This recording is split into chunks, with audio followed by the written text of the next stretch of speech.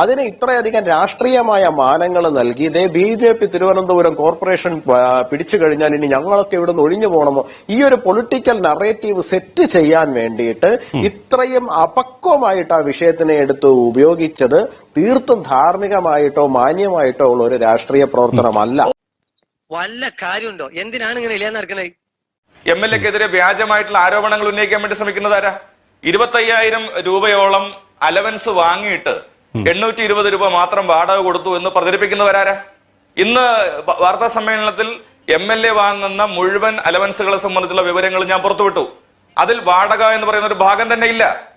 അപ്പോ MLA-യെ സമൂഹ മധ്യത്തിൽ ഇകഴ്ത്തി കാണിക്കാൻ വേണ്ടിയിട്ടുള്ള ബോധപൂർവമായിട്ടുള്ള ഒരു പരിശ്രമം ഇവർ നടത്തിയെന്നതിന്റെ തെളിവല്ലേ അത്? അയ്യോ സോറി, ഞാൻ അറിഞ്ഞില്ല കേട്ടോ. ഞങ്ങൾ വാടക അടച്ചിട്ടുണ്ട്, ഈ വാടക കുടിശ്ശിക വരുത്തിയെന്ന് പോലും സോഷ്യൽ മീഡിയ ഹാൻഡിലുകളിൽ വാടക കുടിശ്ശിക ഉണ്ടായിരുന്നു. ഇന്നലെ ശ്രീലേഖ വന്ന ഈ വിഷയം ഉന്നയിച്ച ശേഷമാണ് ബാക്കി കുടിശ്ശിക ഇന്നലെ അടച്ചു എന്നുള്ള മട്ടിലൊക്കെ ഉണ്ട്. അങ്ങനെയാണോ?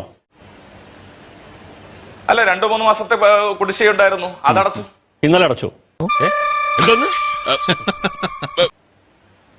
ഞാൻ പറഞ്ഞല്ലോ, കഴിഞ്ഞ 7 വർഷമായിട്ട് ഞങ്ങളോട് പ്രവർത്തിക്കുകയല്ലേ. 2-3 മാസത്തെ കുടിശ്ശിക ഉണ്ടായിരുന്നു, അതും അടക്കുകയുണ്ടായി. വെറുതെ കിടന്ന് ഉരുളാദാശനെ. ഒരു 5 ആൾക്ക് ഒരുമിച്ചിരിക്കാൻ പറ്റാത്ത ഒരു സ്ഥലമാണത് ഈ കൗൺസിലറുടെ റൂം ഓഫീസ് എന്ന് പറയുന്നത്. പിന്നെന്താണ്, അവിടെ പ്രധാനപ്പെട്ട കൗൺസിലർ കൈകാര്യം ചെയ്യേണ്ട ഫയലുകൾ പോലും അവിടെ ഒരു ബാത്റൂമിൽ കൂട്ടിയിടേണ്ട നിലയാണ്. അങ്ങനെയുണ്ടോ? അങ്ങനെയില്ല. ഞാൻ യുവരാജിനെ ആ ഓഫീസ് സന്ദർശിക്കാൻ വേണ്ടി അദ്ദേഹത്തെ ക്ഷണിക്കുകയാണ്. അല്ല, ഇത് യുവരാജ് പറഞ്ഞല്ല, ഞാൻ ഇന്ന് ആ ഭാഗത്ത് കേട്ട വാദമാണ്. അടുത്ത സീറ്റില് അല്ല, ഞാൻ പറഞ്ഞല്ലോ 7 പ്രശാന്ത്, താങ്കൾ എന്നെ വിളിച്ച് കാണിക്കേണ്ട കാര്യമില്ല.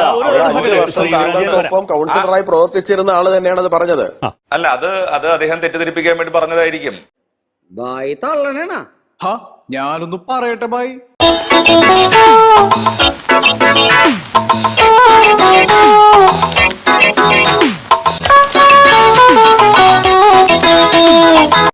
ഞാന് ശ്രീ അയ്യപ്പദാസിനെയും ഈ പറയുന്ന യുവരാജിനെയും ഒക്കെ അവിടെ വന്ന് കാണാൻ വേണ്ടി ക്ഷണിക്കുകയാണ്. അവിടെ കൃത്യമായി കുറച്ചു പേർക്ക് ഇരിക്കാൻ കഴിയുന്ന ഏതാണ്ട് 100 സ്ക്വയർ ഫീറ്റോളം വരുന്ന ഒരു മുറിയാണത്. അവിടെ ടോയ്ലറ്റ് സൗകര്യമുണ്ട്, മറ്റു കാര്യങ്ങളെല്ലാം ഉണ്ട്. അപ്പൊ ഇത്രയും നാൾ ഇല്ലാത്ത ഒരു അസൗകര്യം MLA മാറിക്കൊടുത്ത അസൗകര്യം പരിഹരിക്കണം എന്ന് പറയുന്നതിന്റെ യുക്തിയാണ് ഞങ്ങൾ ചോദ്യം ചെയ്തത്. നിയമപരമായി നഗരസഭയുടെ അനുമതിയോടുകൂടി നിശ്ചയിക്കപ്പെട്ട വാടക അടച്ചിരിക്കുന്ന ഒരാളിനെ ഒഴിവാക്കി സൗകര്യം ഉണ്ടാക്കണം എന്ന് പറയുന്നതിലെ അനൗചിത്യമാണ് ഞങ്ങൾ ചോദ്യം ചെയ്തത്. അല്ലാത്ത പക്ഷം അവിടെ ഒരു സ്വാഭാവിക അസൗകര്യം ഇല്ല. സ്വാഭാവിക അസൗകര്യം ഇല്ലെന്നാണ് ഞാൻ മനസ്സിലാക്കുന്നത്. അല്ല, സൗകര്യവും അസൗകര്യവും ഒന്ന് തീരുമാനിക്കേണ്ടത് അദ്ദേഹം അല്ല.